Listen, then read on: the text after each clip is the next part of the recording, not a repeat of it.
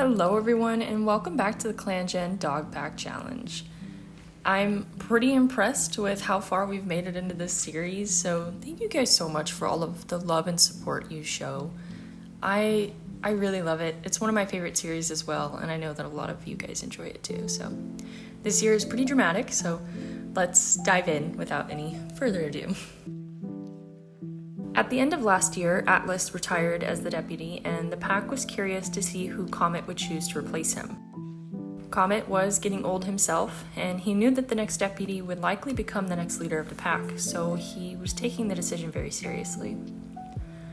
He wasn't sure who to choose, and he felt very indecisive.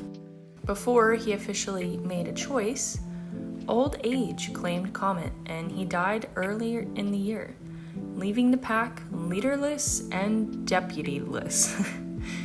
This was such a devastating loss for the pack, but nobody was prepared to also lose Pearl and Dude nearly 1 moon apart from Comet. Pearl also succumbed to old age, and boy was she old. I'm glad that she lived so long though. The entire pack loved her, and quite a few of the dogs are currently grieving her loss, including Atlas, Flint, and several others. Dude didn't die from old age like the others. No, in fact, she was struck by lightning. She was so tenacious and fierce, I think being killed by lightning is very suiting for her, if not a terrible way to die. One evening, around sunset, the pack came together to choose a new leader. Everyone was still mourning the great losses they had suffered, but they needed a leader, and soon.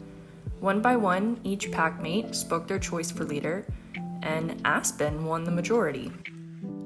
He has no idea why he was chosen to be leader. He supposes it's because Atlas, the old deputy, is his father, so Aspen surely has inherited some leadership potential. Aspen isn't the most personable dog and generally keeps to himself, but the pack seems to think he's a good fit for the job. His first order of business was to appoint Flint as his new deputy. Next thing he did was appoint leaders of each category in the pack. Mabel is head guardian, Ember is head hunter, Oliver is head healer, and Lucy is head denkeeper. These dogs, along with the leaders and elders, make up the pack council. Aspen will make most decisions, but his council will guide him.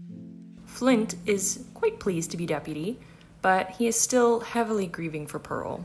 He was really close to her. He's also still very much in love with Ember and hopes he can become the dog she wants him to be someday. On the other hand, though, Aspen actually has a really huge crush on Flint and has asked him out at least twice, to which Flint rejected both. Oliver is so happy to finally be returned to the pack. He loves his life as a healer and never truly enjoyed his brief stay with humans. He feels as though he's right where he belongs. Oliver has a new apprentice this year named Roxy, who we will see later, and he has developed very strong feelings for Penelope, the Ibiza hound. The two spend most of their days together. With no cougar to fear in their new territory, the two go off without a guardian just to spend some time together. Penelope teaches Oliver to hunt, and Oliver teaches her all he knows about herbs and healing. She's actually very talented at healing, but she remains a hunter to spend time with her sister Micah and her aunt Amber. Oliver gets giddy every time she's around, and wants to ask her to be his mate, but he's a little shy. His new apprentice only laughs at him as he watches Penelope with love-struck eyes.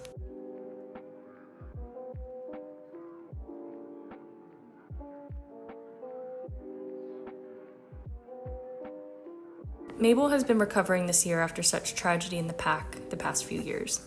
She was happy to be entrusted with the responsibility of head guardian, but she still can't help but worry. Though there are no cougars to be seen in this new territory, there are wolves, bears, and aggressive bands of dogs that roam the woods. The pack is safe for the most part, but Mabel's worried that a new danger will be just around the corner. She's also getting quite old, and she can't stay head guardian for very long. There's not really a suitable replacement for her, though. Rumble is also old, Darcy is hardly fierce enough to be a head guardian, and Willow is a little too fierce and quick to fight. Mabel isn't sure who will be her successor. Darcy certainly doesn't want the responsibility, and she only agreed to become a guardian because the pack is desperate for them.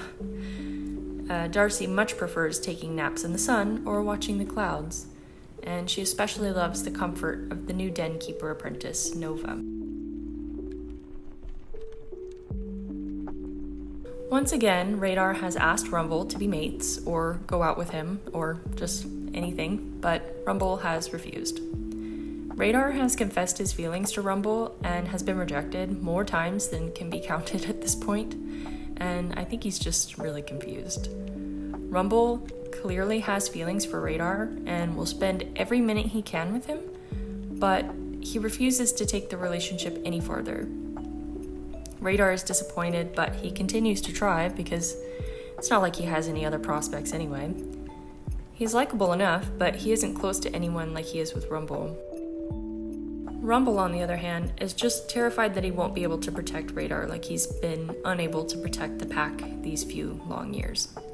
The lingering grief he feels has touched a part of him that feels as if it will never recover.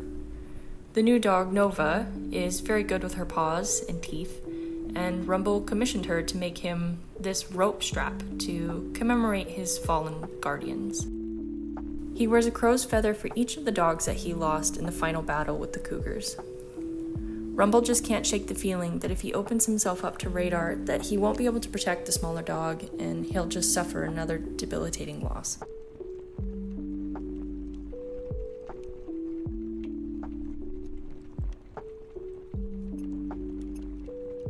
As I mentioned earlier, Ember was appointed head hunter this year, and she's really been enjoying having a job.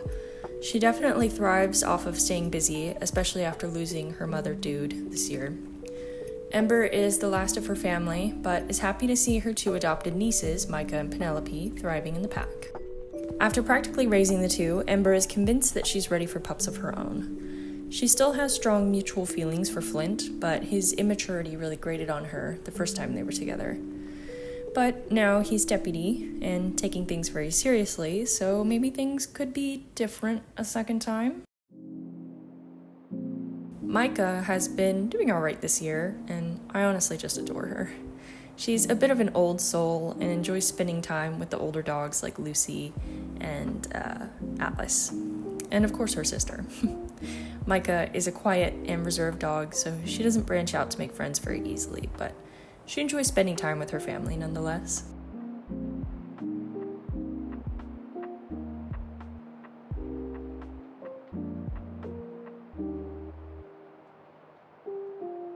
Next, we have a returning face, Piper. Somehow, this greyhound used her strong sniffer to track the pack as they traveled to the new territory. She didn't know why they were moving, but when she finally caught up to them, she was devastated to learn that so many dogs had died to the cougars in the mountains. She's hopeful for this new territory, though. There are lots of rabbits to hunt, and she loves chasing them.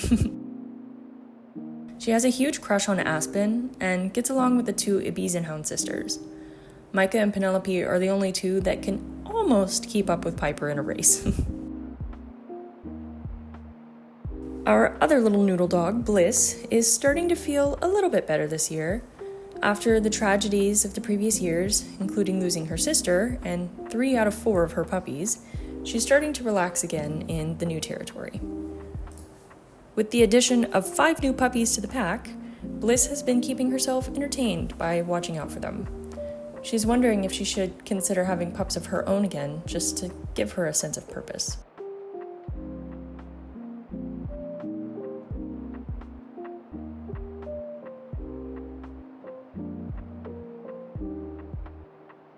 Since Piper returned, I thought I'd fill you guys in on who is still missing. Still yet to return are Pip, Amari, and Salt. The pack tried to leave a very solid scent trail to their new home in case any of the dogs need to try to find them. So far, no luck. Anybody else that was missing has died, unfortunately. This is an odd duo, Willow and Wren. This year, Wren embarrassingly got into a serious squabble with a raccoon of all things.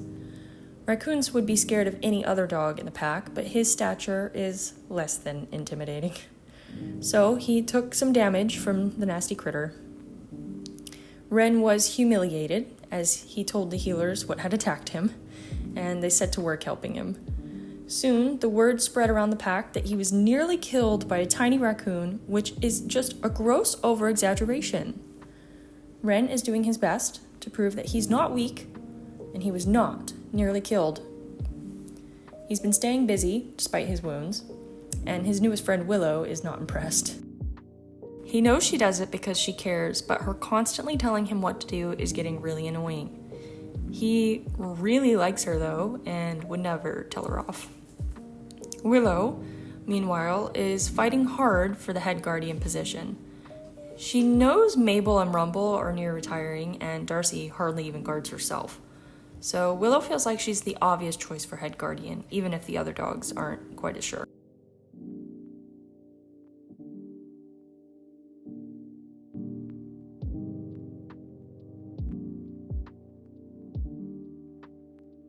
This year, Aurora and Fiona became mates. These two, along with Aurora's sister Willow, have always been the best of friends.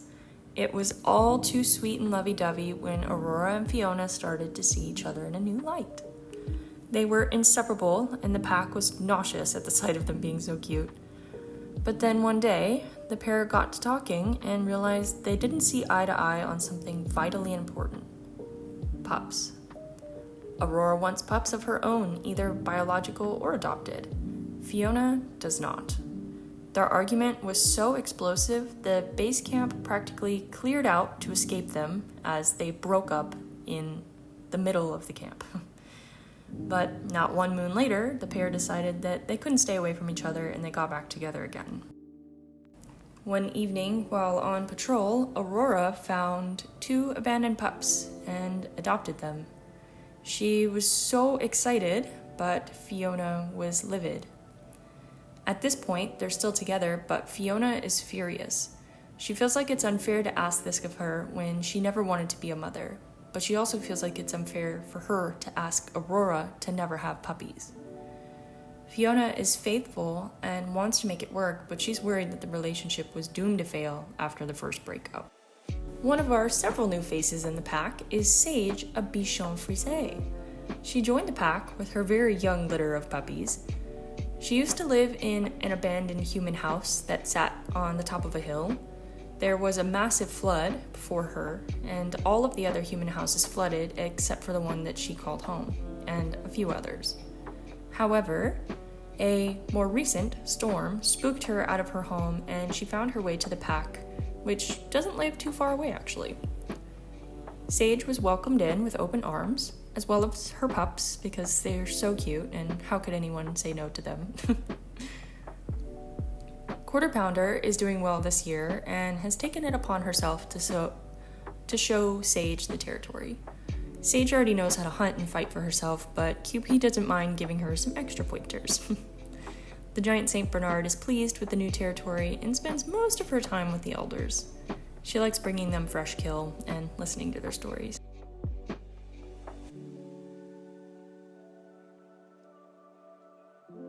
Another new face is young Nova, the Alaskan Klekai.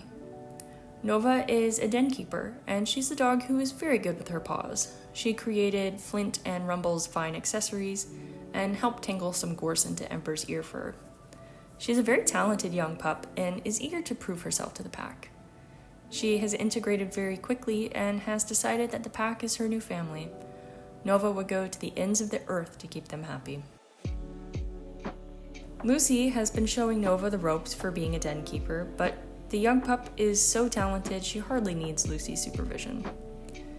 Lucy has finally recovered from losing Wisp to the cougar and is instead endlessly grateful to have Oliver back and the pack. She also couldn't help but notice that the strange dog creature who helped guide her to the pack has followed them to their new territory. He doesn't come anywhere near their base camp and stays far out of the fringes of the territory. Lucy noticed him though and went out to meet him. The coyote, Katsena was his name, was excited Lucy came to find him. He claimed that he wanted to make sure she was safe with the pack in the new territory, and he may or may not have secretly helped guide Oliver home. Lucy is incredibly grateful to him, and Katsena gifted her a 4-leaf clover. He tucked it behind her ear so that she could always remember that he'll be looking out for her from the edges of her home. Now, our 3 elders, Chickpea, Atlas, and Milo, starting with our wolfhound. Chickpea is very sad and troubled. She feels deeply responsible for the hardships the pack faced after she insisted they fight off the cougars. In hindsight, she realizes they should have just left. Her anger with herself has started to seep out, and she's become cranky and unbearable in her old age. Atlas is beyond proud of his only remaining pup, Aspen. The old man is so sad to see the loss of so many dear friends this year. Comet, Dude, Pearl, especially Pearl. But he won't let that damper his pride for his son. Atlas is so eager to see Aspen create the pack that he and Comet had always dreamed of. Finally, we have Milo, who is trying to enjoy his elderhood. He misses his daughter Jenna dearly, but he's happy with their new home. Technically, Jenna found this place before she died, so Milo feels like she's here with him every day.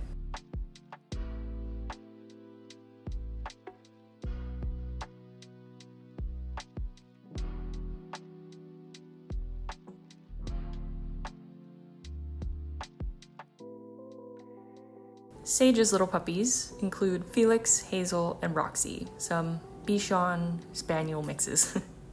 Starting with Felix on the left, he is a bit of a troublemaker. He is so cute that all he has to do is flash those puppy dog eyes and he can get away with anything.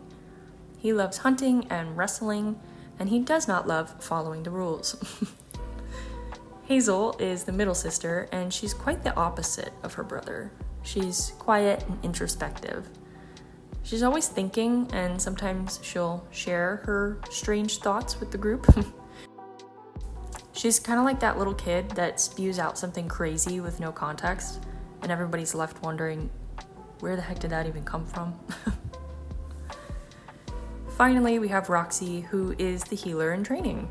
She loves getting to spend time with Oliver and teases him endlessly about his crush on Penelope. This little girl is fun and super easy to get along with. She was actually born with a weak leg, which really holds her back from running or jumping.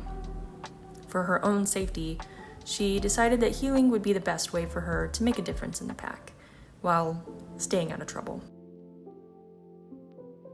Finally, these 2 girls are the pups Aurora found and adopted. Technically, Fiona is their mom as well, but they don't spend much time with her. Scout, on the left, is silly and high energy. She is eager to play and tell jokes whenever she can. Of the 2 of them, Scout is the one getting in trouble the least, because she tries to be smart about the trouble she makes.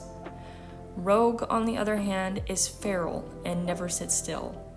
She has white cough right now, but her hacking cough will not slow her down. She is always zooming around camp and tripping up the older dogs as they walk. These 2 are quite the pawful for their mothers, and I imagine they're going to turn out to be quite rambunctious young dogs. And that's all for the dog pack for this year. I have to say, I've played ahead in the game 1 year, and oh my goodness, there's so much that happens next year. So many puppies. Oh, it's just so much. There's a lot. I'm really excited to show you guys. I might do it sooner rather than later because I'm so eager to see what these strange mixes would look like. But if you guys are excited to see that, please let me know and leave me some puppy name suggestions in the comments. I always love to see dog name suggestions. And yeah, if you join me for my next video, I'll see you then.